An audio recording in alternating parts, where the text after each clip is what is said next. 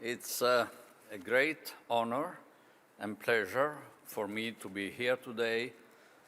Madam Commissioner, Mr. Commissioner, Prime Minister, Ministers, ladies and gentlemen. I'm particularly grateful to Commissioner Ferreira and Commissioner Schmidt for inviting me.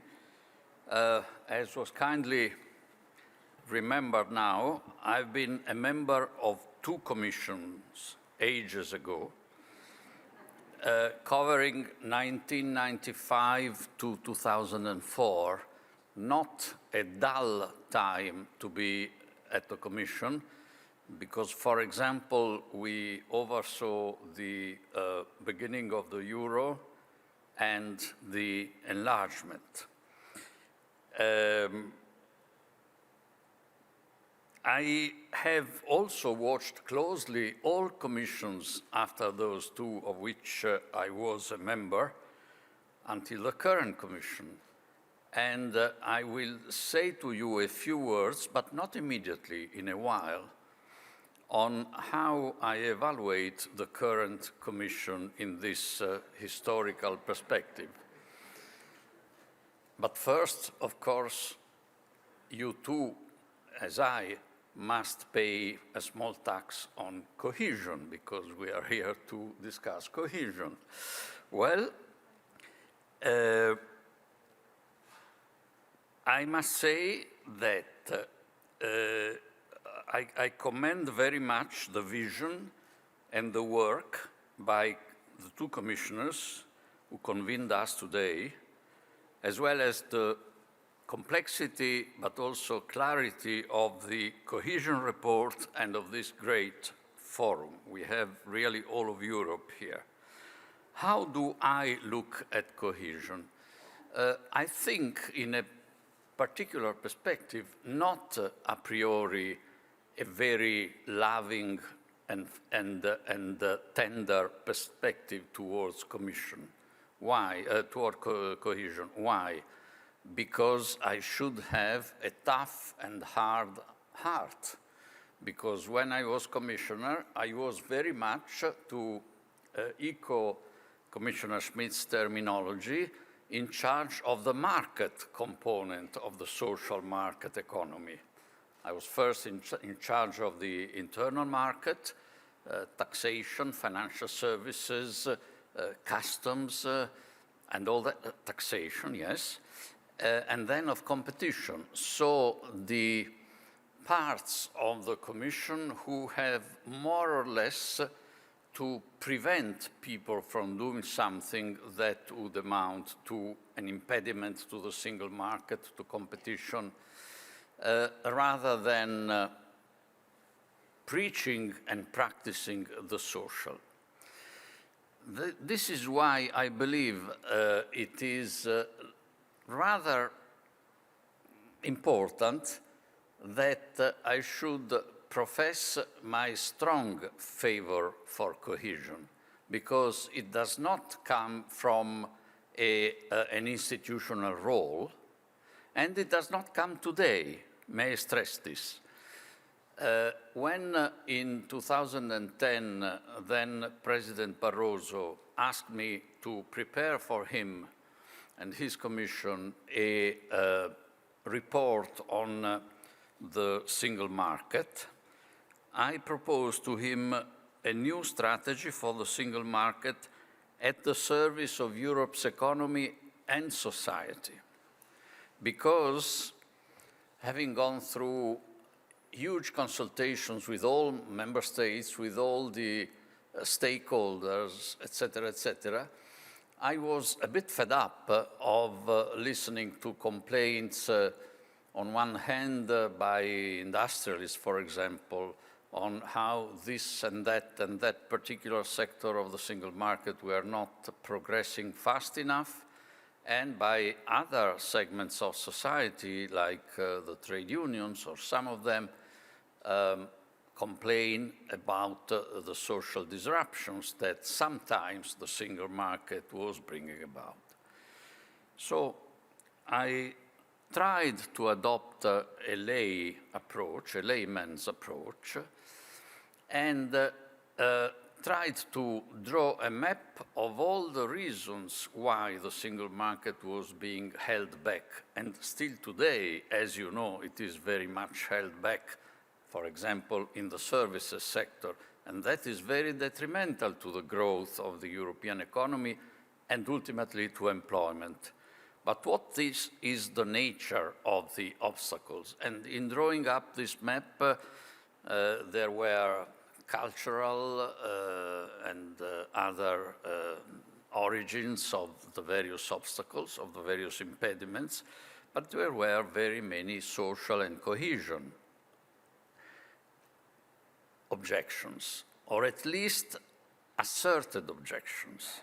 And so what I suggested to the Commission, which in part did that afterwards, was to try and approach why some lists of obvious proposals that an Commission prior to my working group had put forward were not implemented, and how to devise actions to circumvent the obstacles or to directly meet the obstacles and try to remake something in the structure or the functioning of the single market that was making it perceived as socially unfriendly.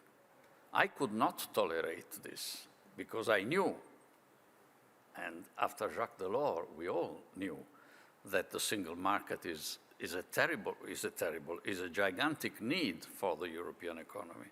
And we have seen on the occasion of one member state departing the EU a few years ago, if I remember well, it was the UK, who, by the way, had invented the single market, because that was not a product of Jacques Delors in terms of rolling out and implementing it. It was a product of Mrs. Thatcher, the British Prime Minister, and of her long hand in Brussels, Lord Cockfield, both of them British conservative. What an irony that a number of years later, it would have been British conservatives, through a referendum, to deprive the UK of their best export, the single market, which they had invented and exported to the rest of Europe with great success on both sides. At any rate, there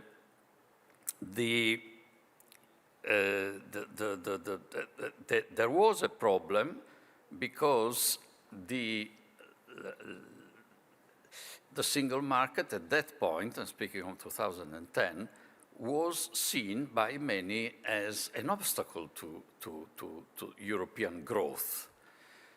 Whereas some of us knew, or at least were convinced, maybe wrongly, but I believe not wrongly, that it was the main engine for growth. So that's why it was important, and through various initiatives, I must give credit to the subsequent commissions because they did that, and this one in particular, the current commission, to reconcile the market and the social in the soziale Marktwirtschaft. Then, of course, there are the very important add-ons, sustainable, highly competitive, and all that. But the bulk of it, the pillars of it, are the social and the market. And one could find serious obstacles to the social acceptance of the single market in those days in segments of EU's activities which had neither the market nor the social in their denominations. For example, a huge point of dissatisfaction for the single market, viewed in a social perspective, was taxation, or rather the lack of coordination. I remember many discussions with Elisa and other members of the European Parliament over the years, the lack of coordination. So If you have a single market with increasing mobility of factors of production and of products, et cetera, and at the same time you have, because basically of the unanimity rule and therefore the veto power, a lack of tax coordination, you have a huge tax competition, which, however, is not symmetric in its operation because it goes against those tax bases which are little mobile, like labor and unskilled labor, whereas the largely mobile tax bases, companies, capital, can profit from the divergences in the single market. So that's why, to come to one of the aspects of the current Commission, also I must say, thanks to global cooperation, the achievement last year at the OECD, but with the push of the European Commission very much, and Commissioner Gentiloni, on the minimum taxation agreement on multinationals is of huge importance, because now, more and more, the single market promoting integration will be seen as not necessarily hostile to the interests of labor. Let me come to, perhaps to show that I've done my homework, I will pick up among the three challenges for cohesion policy that are outlined in the report, three categories of challenges that have been mentioned. I will single out one in each group without establishing hierarchies, which I personally, also on the basis of experience of acting in and observing the EU and its economy, would consider particularly crucial. Well, category of challenges number one is addressing new drivers of disparities, and then the report says by a number of actions, ensuring a fair transition, et cetera, et cetera. One which I, even though I am an economist by background, consider particularly important is the last one which is mentioned here, addressing pressure on democracy and its values. And it says territorial instruments to engage local actors in cities, towns, rural areas, coastal areas, and islands, and the partnership principle in cohesion policy can help address pressure on democracy by increasing ownership of European policies. This is vital, and I don't have to make concrete examples. Then the group of challenges number two was strengthening the role of regions in building Europe's future by a number of actions. And here I believe a very important one, they're all important, but a very important one is strengthening cross-border and interregional cooperation. And I must say that this is particular importance given what is perhaps one omission of Next Generation EU, because it finances national programs, but is not aimed at what is most important for European integration and European growth, that is the cross-border projects. And last, in the third group of challenges, developing the tools to deliver cohesion towards 2050 by, and here the by, which I regard as being particularly crucial, is enhancing complementarities with other EU policies. Because the current approach to synergies within the EU budget, which concentrates on inputs and financial flows, needs to be more focused on real policy complementarities, and it explains why. So, I can only wish sustained and continuous success on implementing these ideas, which, let me repeat once again, dealing with cohesion, we deserve a credit morally and politically because you work in favor of more equality, smaller divergences. But you deserve a credit also because you unlock more support for the elements of economic integration, depriving them of their obnoxious and negative side effects that many times they do have. But having deserved, I hope, my invitation bureaucratically in terms of having read the report, let me use the final moments of my intervention to say something a bit wider on this Commission and the economic and political challenges.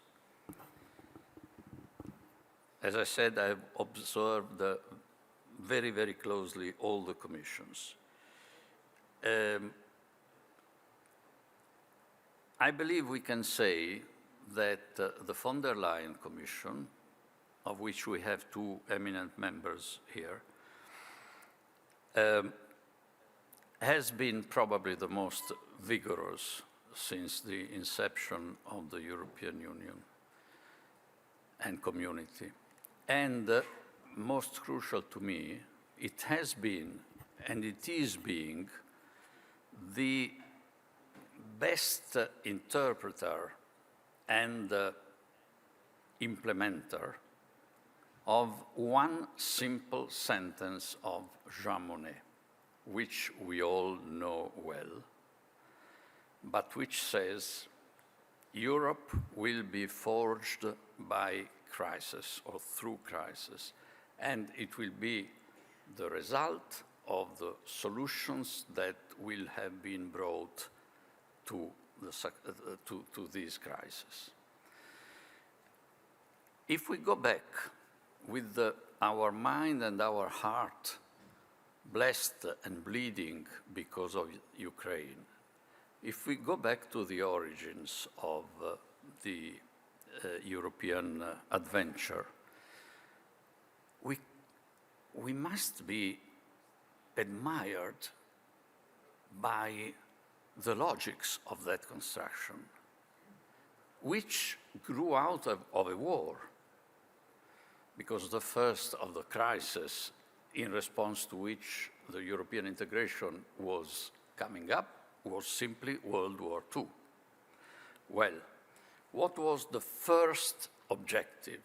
Was to prevent a new war among the regular, statistically speaking, promoters or participants to previous European wars. Hence, the destruction of national ownership of the instruments needed to make war, the coal and steel community. But then one could say, well, but couldn't those gentlemen, there were very few ladies at the time, could not they have thought that there might have been new wars in the future? Yes, they had thought of that.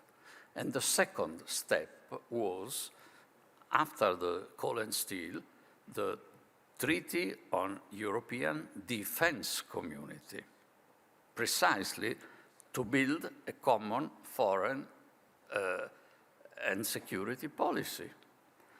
That was unfortunately turned down in France, a country which from time to time likes to show in many ways its existence and its important existence,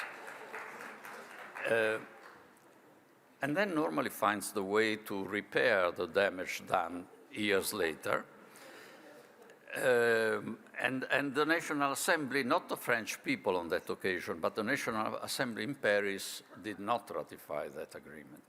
And it was after that huge defeat you can imagine for the Frenchman Jean Monnet that he said that marble sentence. Now, there were then, at that point of the construction of the EU, then we had the Treaty of Rome, we had the Treaty of Amsterdam, the Treaty of Lisbon, and so on and so forth. Each time with the pains associated to the birth of any new creature. But there were basically two unaccomplished or even unspoken of leftovers. One was the 1954 rejection in Paris of the defense community. We are now working on that, a few years later. And the other one is at the basis of any European action worth this name. In the Treaty of Rome, it is said, I'm sorry that I don't have the exact quote now, so in 57, that the EU activities will be financed through EU own resources, that the EU will find the way to levy from citizens, from companies, etc. We all know how that ended up, that apart from some import duties initially, then VAT, but the bulk of the EU's resources are now annual national contributions, which did not allow so far the EU to have a proper budget in terms of quantity needed and in terms of the mental and political actionability on those resources by the EU. So the EU continued to be slave of its shareholders, the member states. Now, why I praise genuinely so much the von der Leyen Commission, although its task is far from finished? Because it has been able to turn these challenges, in the sense of Jean Monnet, into new responses. But what I appreciate most, maybe because I'm a purist of European integration, is that it has not responded to those challenges in any improvised way, as was done, for example, not many years ago, facing the crisis of refugees from Syria. A new ad hoc fund was built so that the budget of the EU, the finances of the EU, is a galaxy of different mini budgets, not in the control of the European Parliament, etc., etc., etc. What was, well, I must say, President von der Leyen was also very lucky, and we with her, because on the 20th, I guess, of February of 2020, in Brussels, the European Council took place, the last meeting before the eruption of the pandemic, and thanks God, and because of the veto power, sometimes it helps, they did not reach agreement on the budget for the next 7 years, which had been submitted by the excellent Juncker Commission just a few months earlier, but in another historical era. And the priorities set out by candidate President von der Leyen in front of the European Parliament about the digital transition, the green transition, etc., were not at all incorporated into that budget. So we would have been blocked with the great rigidity of budgetary things for a number of years. Luckily, that was not adopted. And again, another combination of huge political skill and luck, we had that lady, Ursula von der Leyen, at the helm of the European Commission, of a certain nationality with excellent relationship with the head of government of that nation, mainly supported by the president of another important nation, which I have already mentioned. But here, let's pause for a moment. We have all, I think, most of all, long praised a method of selecting the president of the European Commission, which was entirely different from the one from which this commission has been issued. I'm not making comparisons at all. I'm just observing that the Spitzenkandidaten method was not, in the end, adopted in 2019. It would have been another person, not Mrs. von der Leyen, which I believe is performing remarkably well. And she has boldly come out with a federal budget. We can try to hide that, but we don't need to do that, because now, all of a sudden, as Europhiles had preached for years, but they didn't dare ever to go beyond the euro area, whereas this is for 27, we have a budget of the EU with greater resources, the ability for the EU as such to go to the market, issue bonds, not to take up the legacy bonds of not very virtuous countries in the past, but to finance new European agreed expenditures and investment. And we even have new possibilities for own resources, so for the taxation. So you see a brutal emergency like a pandemic folded in the historical vision and cursus of European integration and used to create one very ordinary instrument, a budget. What can a state do without a budget? But for the first time, it was anathema before. And now, this is clearly the moment of the other leftover, of defense. And the Ukraine emergency, I think, forces the Commission and the Council to be rather bold. I know that there are ideas also almost coming out of the decision-making flow, which had been conceived after the debacle of the Western powers leaving Kabul. Huge, but we are now in a totally different perspective in terms of quality and quantity. And we see, by the way, let's take a consolation in this drama. The European Union is something that we normally don't like that much, but people who don't have it desperately would like to have it. And I end with the note that the Spitzenkandidaten method was very rightly, very genuinely conceived also to rapprocher, to bring closer the European institutions and the citizens. Now, these two dramas, pandemic and the way this Commission has responded, and this historical debacle occurring in Ukraine, are bringing European citizens much closer to European institutions. Our not so beloved by many of us sovereignist movements in our countries are receding.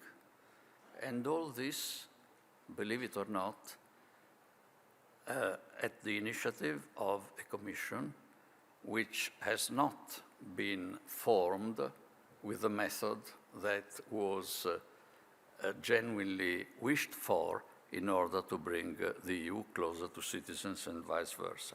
So now it's the moment of not only for me to shut up, but more importantly for the EU to deal very, very seriously with this issue of defense. And one after the other, and I've finished, we see that Europe is not there just to redistribute. Europe is there to meet the demand for European public goods, be they financial stability with a single currency, be they public health with the response to pandemic, be they security and defense. Thank you very much. Thank you very much indeed. Thank you so much for those insights, for your wisdom, and therefore reminding us why we're all here, why all of this is so important. Thank you very much indeed. So, ladies and gentlemen, we've heard so many inspiring thoughts about what cohesion policy is for, why it matters, what the challenges are, and that point that Senator Monti was making there at the end about the remarkable achievement of this budget, this federal budget, as you say, call it what you will. Crucially, and we saw it through REACT-EU, the first instrument of that new budget. Question now, how do we make sure we use it as effectively as possible? What do we need to do to mind the gaps and tackle the traps? All those questions raised. We're going to delve into those in 3 plenary debate panels over the next day and a half. And we're also going to have some breakouts to go into some of those things in more detail. In our plenaries, we're going to talk in this first panel about the impact of COVID some more, how cohesion policy has responded and how it needs to continue to respond. And tomorrow we're going to talk about the green and the digital transitions. In each case, we want to talk about the role that cohesion policy has played, is playing, and will play, should play, in responding to those uneven shocks and the impacts of these key transformations that we're undergoing, and the challenges ahead, and it's been said so eloquently by both commissioners, to manage these transformations in a socially fair and just way that leaves no one behind, and ensure that it really is a win-win, that all regions benefit from the enormous opportunities it offers. Our first panel debate is about cohesion and recovery, asymmetric shocks, asymmetric recovery, the impact of the crisis. Could I ask our panelists who are here with us in the room, please, to come and join me on the stage?